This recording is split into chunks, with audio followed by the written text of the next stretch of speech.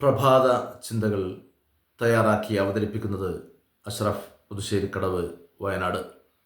ഇന്ന് 2025 മാർച്ച് മാസം 19, ഹിജ്റ വർഷം 1446, റമദാൻ 18, കൊല്ലവർഷം 1200, മീനമാസം 5, ബുധനാഴ്ച.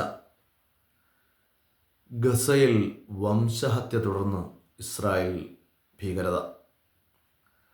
റമദാൻ ആദ്യ പകുതി പിന്നിട്ടതോടെ ഹറമിലെ പ്രാർത്ഥനകളിൽ നിറയുകയാണ് ഫലസ്തീൻ.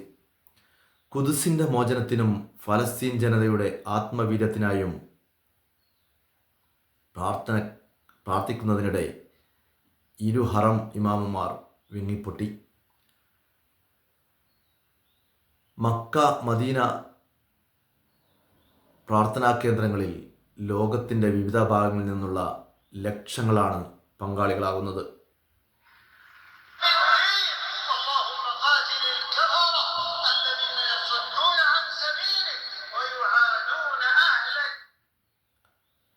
ഇരുപത് ലക്ഷത്തിലേറെ പേരാണ് മക്കയിലും മദീനയിലുമായി രാത്രി നമസ്കാരങ്ങളിലായി പങ്കെടുക്കുന്നത്. ഇവിടെ രാത്രിയിലെ ദൈർഘ്യമേറിയ പ്രാർത്ഥനകളിൽ നിറയുകയാണ് ഫലസ്തീൻ. മക്കയിലെ പ്രാർത്ഥനകൾക്ക് നേതൃത്വം നൽകിയ ഇരു ഹറം കാര്യാലയ പ്രസിഡന്റ് അബ്ദുറഹിമാൻ അൽ സുദൈസ് ഫലസ്തീനും ഖുദ്സിൻ്റെ മോചനത്തിനു വേണ്ടി പ്രാർത്ഥിച്ചു.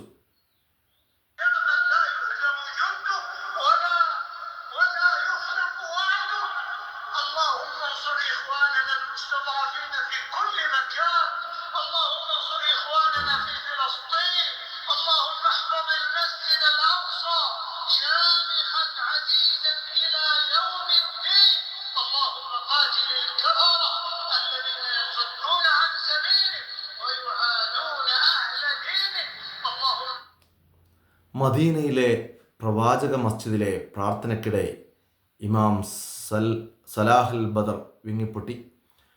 ഫലസ്തീൻ സയനിസ്റ്റുകളുടെ അധിനിവേശവും ചതിയും ചെറുക്കാനായി ഫലസ്തീൻ ജനതയ്ക്ക് പിന്തുണ ആവശ്യപ്പെട്ടുള്ള പ്രാർത്ഥന കൊണ്ട് ഇരു ഹറമും നിറഞ്ഞു. മുറിവേറ്റ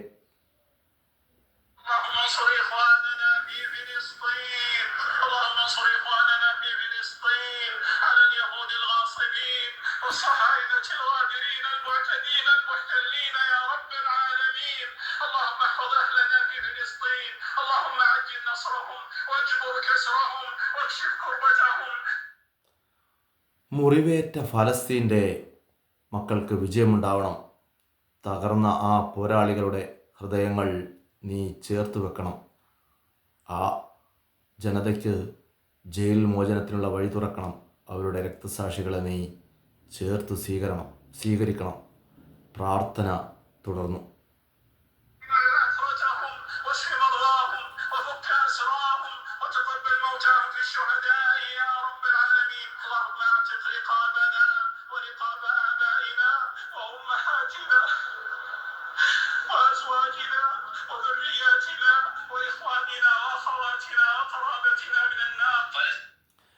ഫലസ്തീനു വേണ്ടിയുള്ള പ്രാർത്ഥനകൾ ഇരു ഹറമുകളിലും തുടർന്നുകൊണ്ടേയിരിക്കും.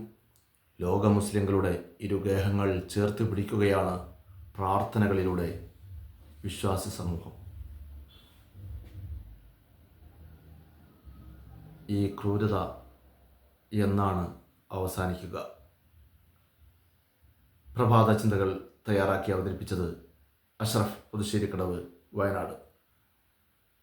ഏവർക്കും നന്മ നിറഞ്ഞ ഒരു ദിനം ആശംസിക്കുന്നു. Good morning.